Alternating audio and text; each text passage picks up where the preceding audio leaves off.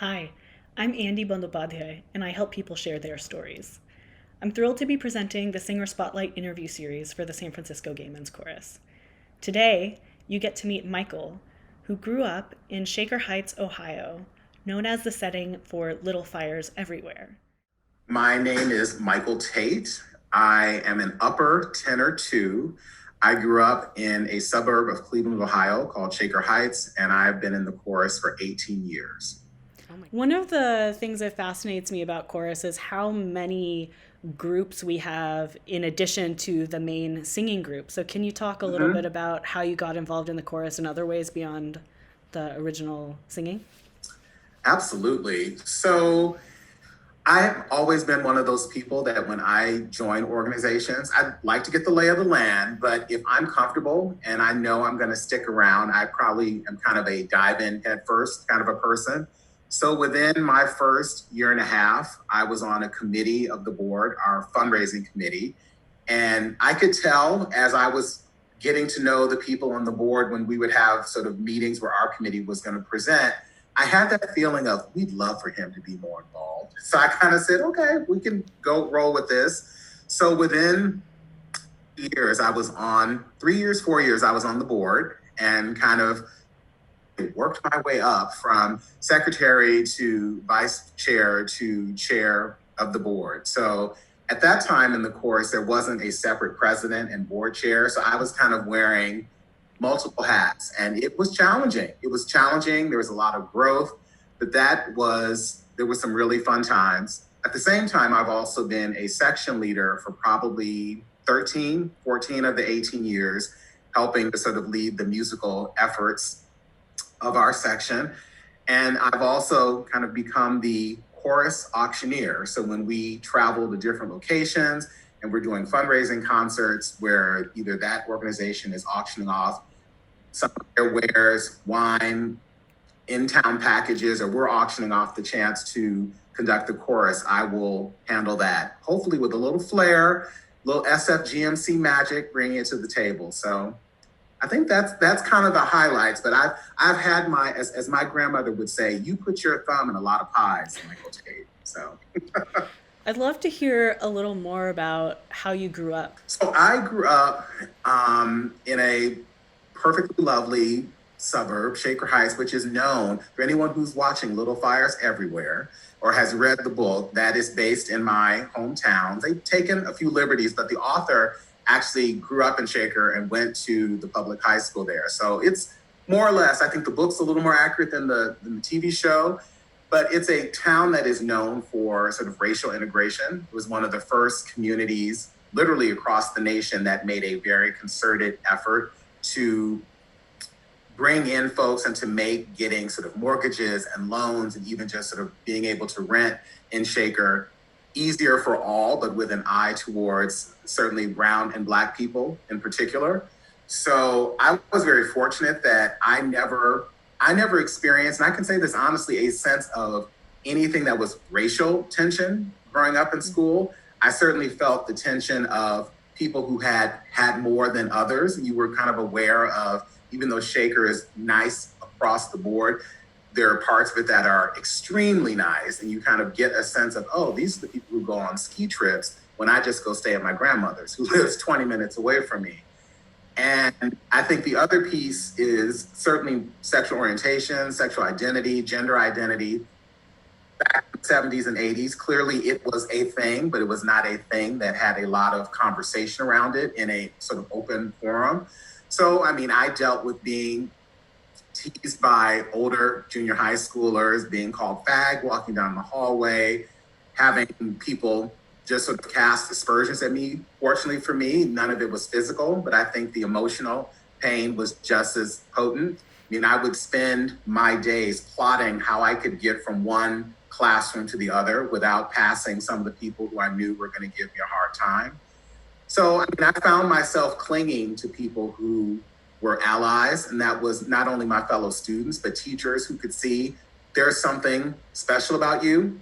And while they hoped that there's something special about all the students, I think they saw me struggling sometimes trying to get my footing and not necessarily being able to put my best foot forward academically because of what I was dealing with in that social context of people who were, oh, that fag thinks he's smarter than everyone. He's in all the AP classes, but he walks like a girl, or he holds his books on his chest like a girl. And it just reached the point for me by the time I got to high school. While I certainly was not sort of openly out, I never had in the middle of like assembly where the microphone is suddenly on, I'm gay, but everyone knew. And I was actually good with that. And I told my teachers, I love you all. I'm getting out of this town as soon as I graduate. And I immediately, upon graduating, fled to Providence, Rhode Island to go to Brown. And while I visited Ohio and go back, because I still have family there, I knew for me, it was not going to be a place just because of a lot of what I dealt with. There were scars that have healed, but I knew I can't really live here anymore.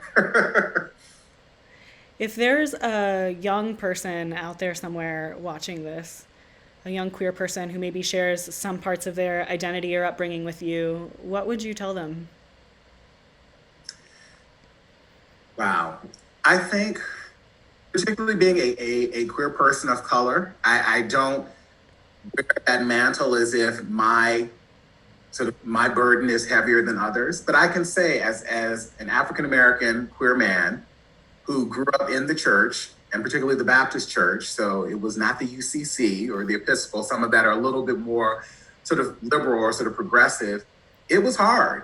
And what made it for me really challenging is, even at a young age, seeing people who I felt fairly certain were like me in that way, sort of in church, whether they were other young people, whether they were actually leaders of the church, and really trying to kind of navigate. So what's that about? I'm hearing one thing from the pulpit, but I'm seeing people be sort of celebrated and who are kind of rock stars in the church, who I'm pretty sure are also LGBTQ. So it just, for me, it sort of said, just kind of keep your eyes open, keep looking for allies, to sort of hold who you are close, and to kind of know you're just perfect and right just the way you are. So that's something that I hold on to. And that's something that I would tell another young person, because it's not always going to be easy. And there may be times where you just sort of feel like there's absolutely no one on my side. But again, there are people there. You're worth it. You are perfect just the way you are. Thinking back on your 18 years now in chorus, what's been the most rewarding part of chorus for you?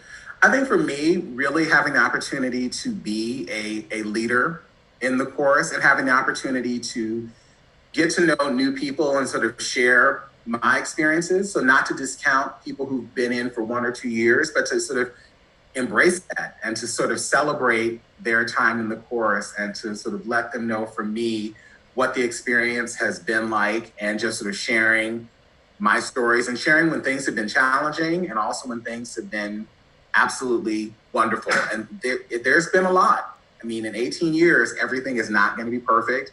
We've had leadership changes, we've had financial challenges sometimes, we've had internal strife that we've had to work through, but we always come out, I believe, better on the other end.